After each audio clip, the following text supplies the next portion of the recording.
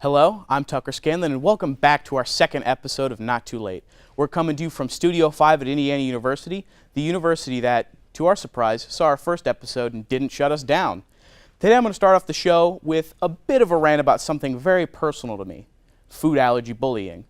For some background on what sparked this rant, earlier this month reviews began to surface about the upcoming movie Peter Rabbit, and a lot of reviewers were enraged by a scene in the movie that featured food allergy bullying, where the main character, an animated rabbit named Peter, throws blackberries at a character he knows is allergic to them. The character then has an allergic reaction and is made fun of for using an EpiPen. This scene caused a lot of controversy, and many furious parents went to Twitter to voice their concerns with this children's movie teaching their kids that food allergy bullying is funny. Tweets from everyday parents like Mr. Football Dad 9 saying, quote, "I will never spend money on a movie that teaches my kids how to bully someone. Very disappointed in Peter Rabbit." Now, I have a very personal attachment to this because I too have a deadly food allergy, and I'm here to tell you this. Food allergy bullying is kind of weak compared to regular bullying. When I was in the 6th grade, one of my classmates who happened to be my neighbor made some brownies, and she offered me some. I asked her if they had peanuts in them, and she replied that they did not. So naturally, I ate about 5. After a few minutes, I knew something was wrong and went home. After about 30 more minutes of puking and not being able to breathe, I decided maybe it was time to go to the hospital. At the hospital, my mom called my neighbor's mom, and she confirmed that the brownies I ate were indeed peanut butter brownies. In my neighbor's defense, she claimed that she didn't know peanuts and peanut butter were made from the same thing. So yes, I faced a near-death experience all because my neighbor didn't know that peanut butter was made from peanuts. We got a great show for you all tonight. Sadly, Jesse Eisenberg couldn't make it today, but instead we have the creators of IUSTV's new show, Lucidius. Let's get the show started.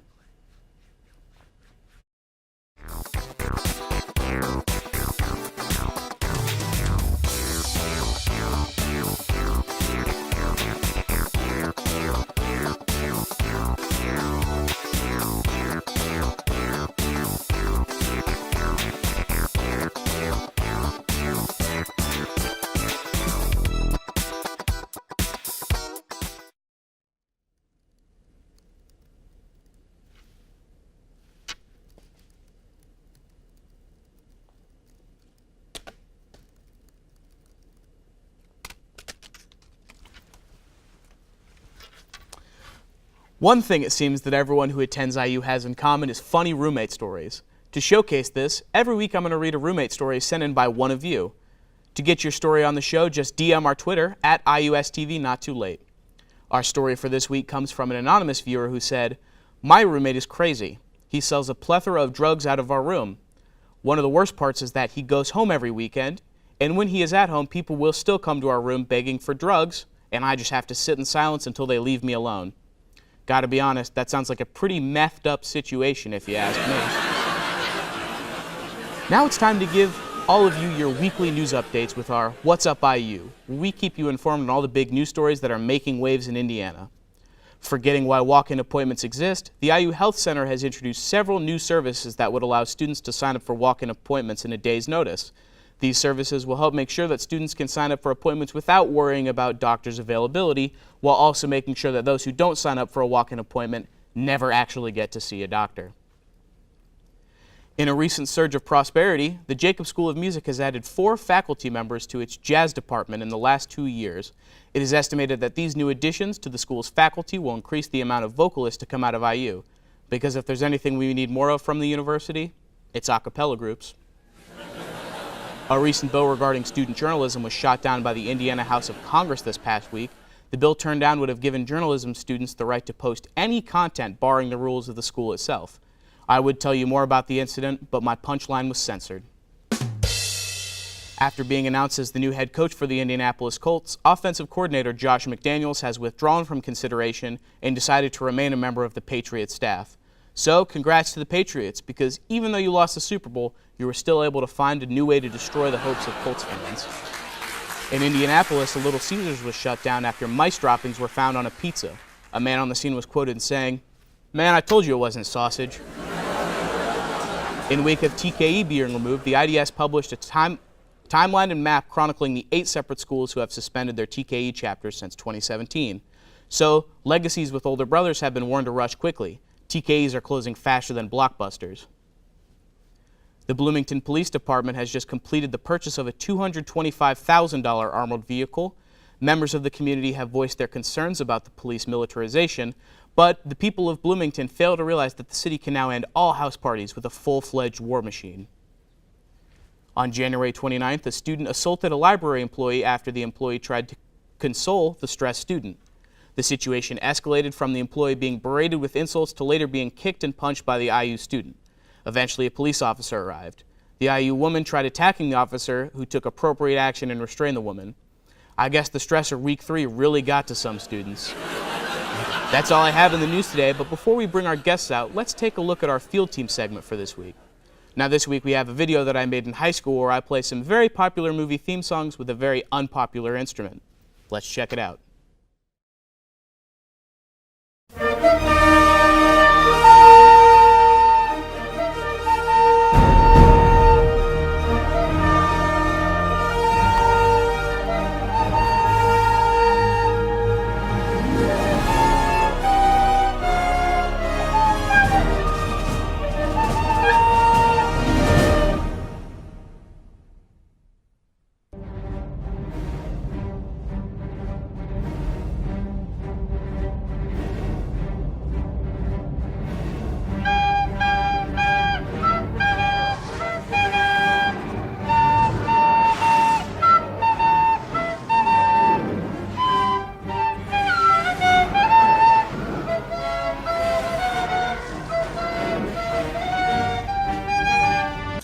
After you, Junior.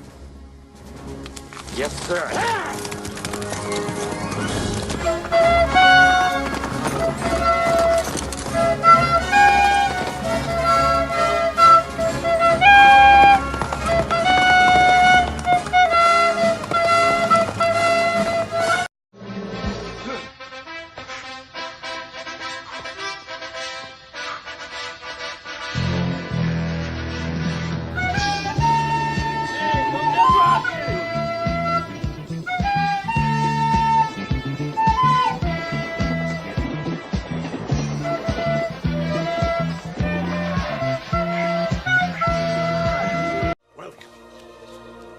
To Jurassic Park.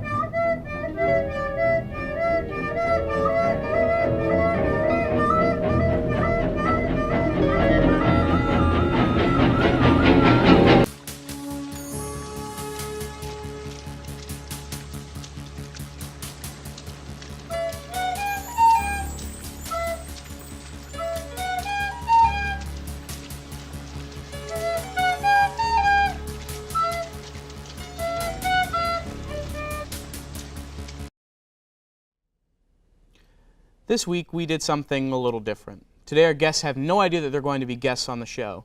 We invited them to come in and shoot a small promo for their show, but their promo isn't going to be made exactly how they want it to. Instead, we cause a few mistakes and see how many times we can get them to perform their promo over and over. Let's see how it went.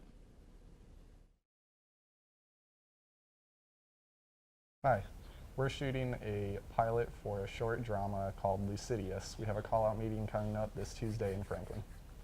Give me 1 second. I think we're going to reset because started just a little bit early Okay, on sorry. the cue. No problem. We'll recount it.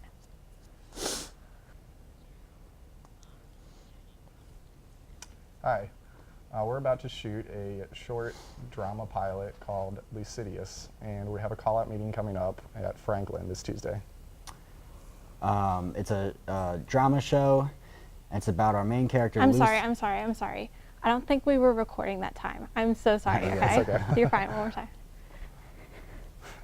Hi, we're shooting the pilot for a short drama called Lucidius. We've got a call-out meeting for a cast and crew coming up this Tuesday at Franklin Hall. Our show is a drama shot here at IU. Will you guys introduce yourself this time? Yeah. I'm sorry. We're just trying to like. No, yeah, that's okay. Yeah, no, sure. No problem. No problem. Hi, I'm Kyler. And I'm Matt, and we're about to shoot the pilot for our short drama called Lucidius. It's about our main character, Lucy, and for him, getting into this academy is success or failure, wealth or poverty. And guys, I don't think you guys are just relaxed enough. So just go ahead and take a deep breath in, deep breath out, and we're gonna do this one more time. It'll be fine. Okay. practice, man. Get more. No, it's okay. He just pointed at Okay, me. yeah. Okay. Is that what you wanted to do? Yeah. Okay. Let's just do it one more time. The director said it wasn't lucidious enough, whatever that means to you guys. Okay? One more time. We'll make it work. We got it. We got it. Okay. Last one.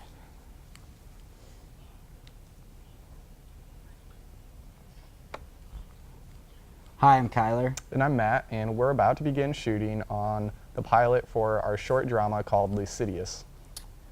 It's about our main character, Lucy. Tyler in here? Yeah. Tyler's here? All right. You order this? No. I didn't order it. You didn't order these? No, I didn't order any pizza. Take them though. Yeah. Paying for them. I probably am if you ordered them. I didn't order any pizza. I'll take it if it's free. All right. You guys have been pretty good sports about this. I think you guys figured out what's going on. Yeah. How's it going? Good. Good? Yeah. If you guys didn't realize, we set all those mistakes up. Just wanted to see how you guys did on your feet. How'd that feel? Oh, wait, the cough? Yeah, the cough was set up. All that was set up. That's pretty good. Yeah, the not lucidious enough. I don't know what that means. That's what Yeah, I was I was wondering. just Yeah, like, it's what? definitely a I was questionable really thing to say. dealing with that in my head. All right, so we're here just for a regular interview. So tell us about your show. Where did the idea of Lucidius come from?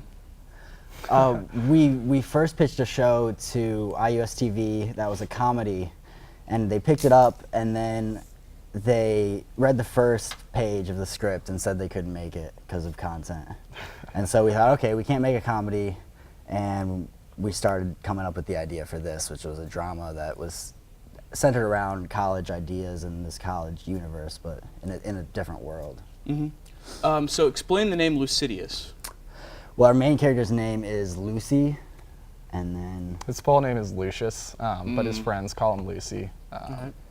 So that's our central character that we follow, and we kind of wanted it to have a little bit of an interesting name, something that makes people kind of not quite sure what to make of it. It sounds a little bit dark, because it is kind of like a dark drama with a little bit of an edge to it. Yeah, absolutely. So how does this compare to your older show, Richard versus Chicks? can I say the real name, or is it not allowed? Yeah, you can. If we need to, we'll censor it. But Well, Dick vs. Chicks was a show that we started in high school, and our teacher hated it at first, and then we won an award with like a high school competition from it, and so then she kind of like had to go along with it, and we did it more. It is about our friend, and his name's Richard, and he's called Dick, and he's just tries to pick up chicks is the concept of the show. We did it very like mockumentary style. It's actually kind of the opposite to everything we're doing with Lucidius. It was very like low production, a lot more just focused on feeling like real, casual characters that were kind of got themselves in awkward situations, but that you could sympathize with and relate to in a lot of ways. This is like a much more ambitious, but much more high production value, and it's going to take a lot more effort as well. Awesome. So one question I have is, in an ideal world, who would you want, like what actors would you want to play the main cast of Lucidius? I haven't thought about it? For the main character, I don't know. I feel like Tom Cruise? no, like a Nah, he's always a good call, but I understand not everybody's flavor. like a young Johnny Depp, You think so? That's not bad. or like a I feel like What's Eating Gilbert Grape, Johnny Depp. What about Jake Gyllenhaal? Jake that's what I Gyllenhaal. was thinking. Like When I heard little bit the younger description, that's who I felt. Jake Gyllenhaal, yeah. All right, so what is the ultimate goal with this show? Do you guys have any long-term goals, anything like that? What we're doing with the pilot is we want to see how production goes, see if the style and the characters and everything work the way we want them to, get some experience with the crew, and then depending on the reception of the pilot and how production goes, we have 3 more scripts for 3 more episodes to follow up with. So ideally, if that goes well with the pilot, then we'll have 3 more episodes to kind of continue it and hopefully have a really good arc to the whole show. Awesome. And do you plan on, if this goes well, continuing this all through college? Probably through just next year. The whole thing was kind of built around this larger arc of a whole like 4-episode season, where you're given a main character and then like the protagonist and the antagonist in your first episode, and then by the end of the series you see them kind of switch roles, and but the story is already in place, and as they're switching roles, everything's already been put in place in a way that it's too late to change by the end. That's super cool.